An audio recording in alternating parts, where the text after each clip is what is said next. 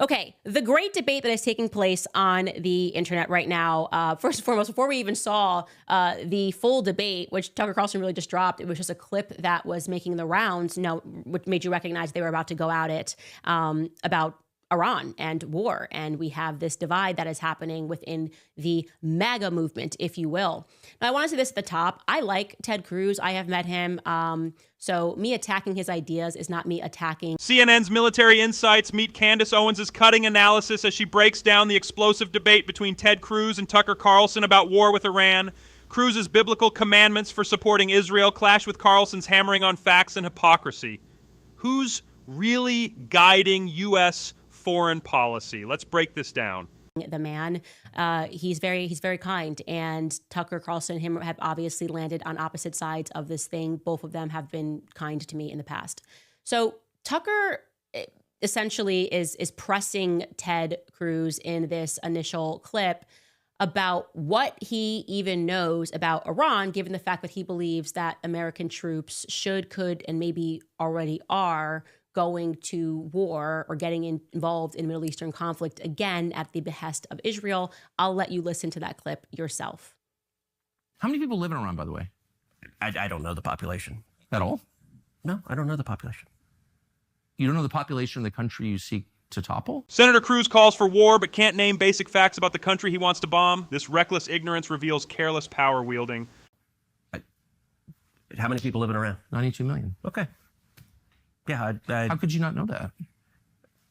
I don't sit around memorizing population tables. Well, it's kind of relevant because you're calling for the overthrow of the government. Why is it relevant whether it's 90 million or 80 million or 100 million? Why is that relevant? Because if you don't know anything about the country... I didn't say I don't know anything about Okay, what's the ethnic mix of Iran? They are Persians and predominantly Shia. Okay, this is cute. It's not even... You don't know anything about Iran. So okay, I am not the Tucker Carlson expert on Iran. You're a senator who's calling for the overthrow of the government. You're the one who don't know anything about the country. No, you don't know anything about the country. You're the one who claims they're not trying to murder Donald Trump. You're the one who can't figure out if it was a good idea to kill General Soleimani, and you said it was bad. You don't believe they're trying to murder Trump. Yes, I do. Because you're not calling for military strikes against them in retaliation. And if you really believe that... We're carrying out military strikes today. You said Israel was. Right, with our help. I said we. Israel is leading them, but we're supporting them. Well, you're breaking news here because the U.S. government last night denied, the National Security Council spokesman Alex Pfeiffer denied on behalf of Trump that we were acting on Israel's behalf in any offensive capacity. No, we're not bombing them. Israel's bombing them. You just said we were. We are supporting Israel. High stakes. You're a senator. If you're saying the United States government is at war with Iran right now, people are listening. Okay, so a lot happening there. I want to first respond to the earlier portion where he's just asking him some basic facts about Iran. Now, typically, if you're going to talk about a debate that you're involved in, some things could not matter. Like if I said, I don't think that Israel has a right to just keep murdering Palestinians, and someone said, well, how many Palestinians were alive in 1994? It would be irrelevant. Murder is wrong. Murder is always wrong. So it's a perfectly acceptable position to have. But this is not that, right? And the reason why this matters is because Ted Cruz has power. Ted Cruz can vote, and he is making it very clear via his tweets that he believes that America should get involved if this escalates to a world war. He believes that America needs to get involved in this conflict. So that's very serious. He has the power to represent himself in a vote that could determine that your sons, my sons, your brothers, our brothers, sons, cousins, whatever it is, could get drafted into this conflict, right? So when you hold that much power, it is incumbent upon you, if you are going to represent the American people that we need to get involved in this conflict, it is incumbent upon you to also run through the estimation of whether or not we can win this conflict. It's one thing to say, do we have a right to be involved? And he believes, yes, we should get involved in Israel's drama. And the reason that he believes that, by the way, is Tucker Carlson has been lobbied by AIPAC. I mean, sorry, not Tucker Carlson. Ted Cruz accepts money from the AIPAC lobby like many of our politicians do. And he accepts a lot of money. He has accepted almost $2 million from AIPAC, despite the fact that his salary as a senator is about $170,000 annually. He also, on top of that, accepts money from lobbyists. That's the reason why they don't want to leave DC, because they're making a lot of money via various lobbies. And so he has accepted almost $2 million from the American Israel PAC. And I believe that that's potentially what's guiding his decision. And I'm assuming that Tucker Carlson does as well, because it's clearly he's not being motivated by an idea that he thinks we can win. He doesn't say that. He would have to reasonably go, okay, and not only that, but the population is 90 million. Here's what we've got. He hasn't done any of those assessments. He just knows that we have to defend Israel. And yeah, you should absolutely have a ballpark estimation of the population size, right? If I say let's go to war with China, I know China's got like 1.7 billion people. And I'm going to run and go, maybe we shouldn't go to war with China because that's a lot of people. He doesn't know the answer to that. So that's problematic. And so when they're getting into this discussion, you have to wonder what is motivating it, aside from if he's going to represent that it's something more than just his AIPAC dollars, which he's pretending that he just believes that we should be involved. And this is when he gets to explaining that he believes there is a theological basis for us to be married to Israel's foreign policy. Take a listen. Growing up in Sunday school, I was taught from the Bible, those who bless Israel will be blessed, and those who curse Israel will be cursed. And from Cruz uses flawed biblical doctrine as justification for foreign war, weaponizing religion to seal political loyalty and dodge rational debate. my perspective, I want to be on the blessing side of things. Of those who bless the government of Israel? Those who bless Israel is what it says. It doesn't say the government of, it says the nation of Israel. So that's in the Bible. As a Christian, I believe that. Where is that? I can find it to you. I don't have the scripture off the tip of my... You pull out the phone and use the Google. It's in Genesis. But so you're quoting a Bible phrase. You don't have context for it and you don't know where in the Bible it is, but that's like your theology? I'm confused. What does that even mean? Tucker. I'm a Christian. I want to know what you're talking about. Okay. Where does my support for Israel come from? Number one, because biblically we're commanded to support Israel. But number two... Well, hold on. I'm not holding on. Hold on. You're a senator, and now you're throwing out theology, and I am a Christian, and I am allowed to weigh in on this. We are commanded as Christians to support the government of Israel?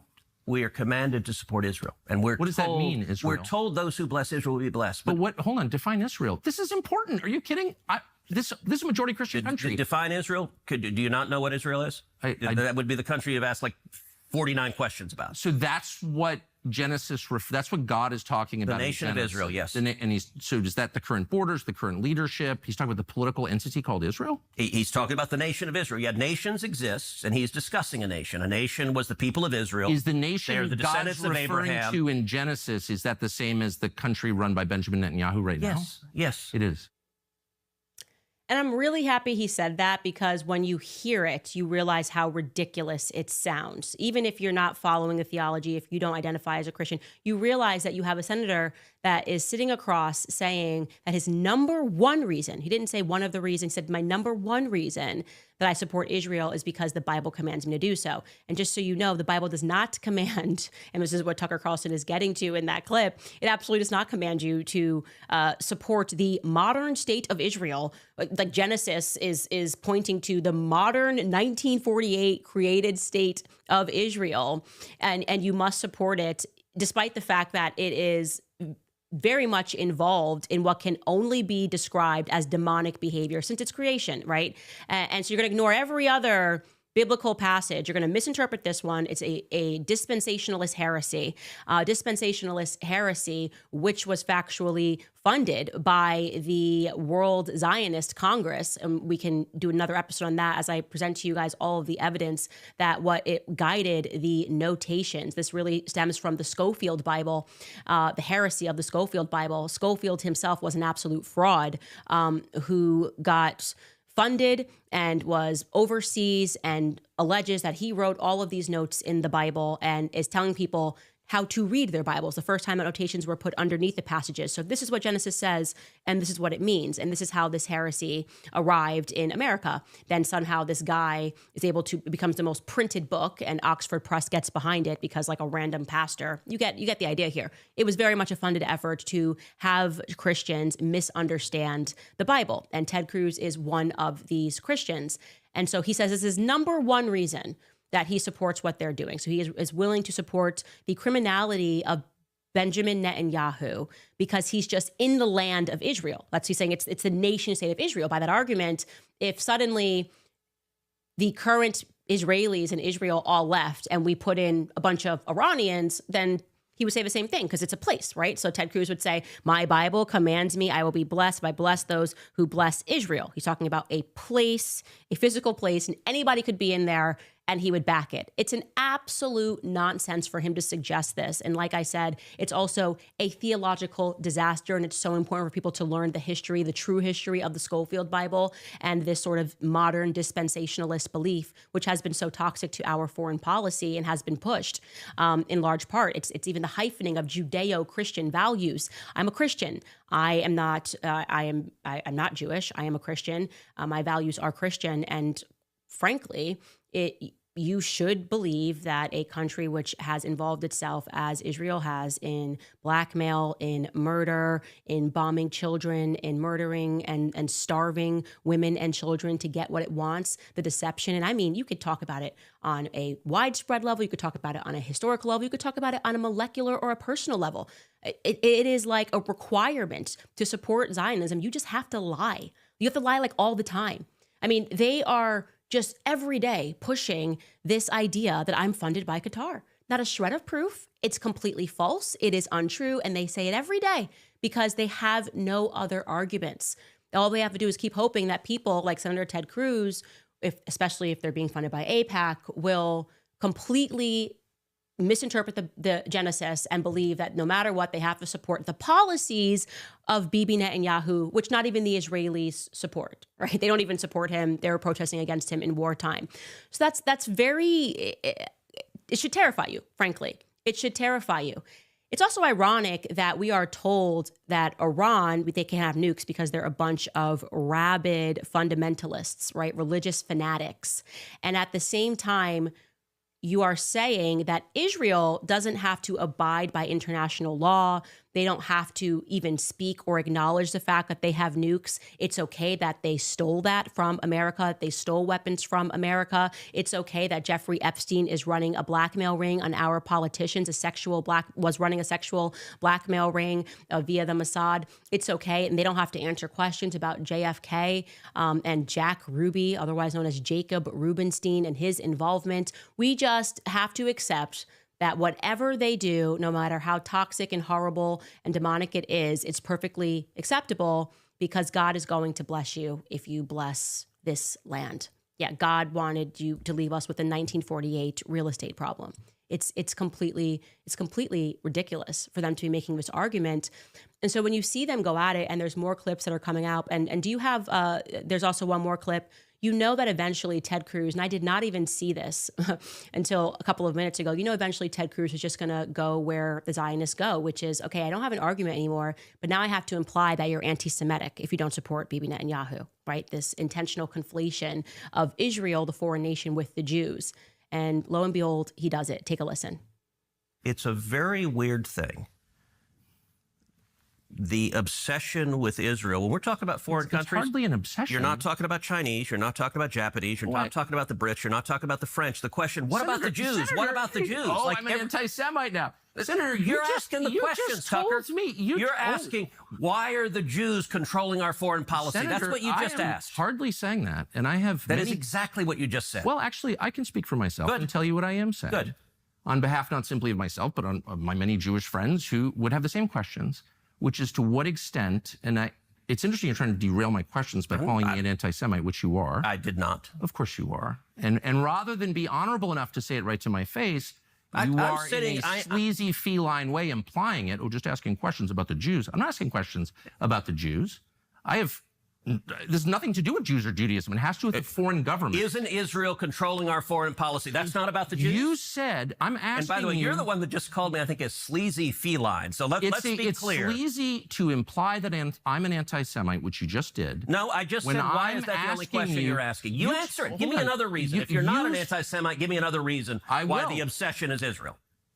I am in no sense obsessed with Israel. We are on the brink of war with Iran. When Cruz runs out of arguments, he weaponizes anti-Semitism as a shield, silencing legitimate questions about foreign influence on U.S. politics. Iran, and so these are valid questions. But you're not asking about Iran or the If I can finish, you asked me why I'm obsessed with Israel. Yep.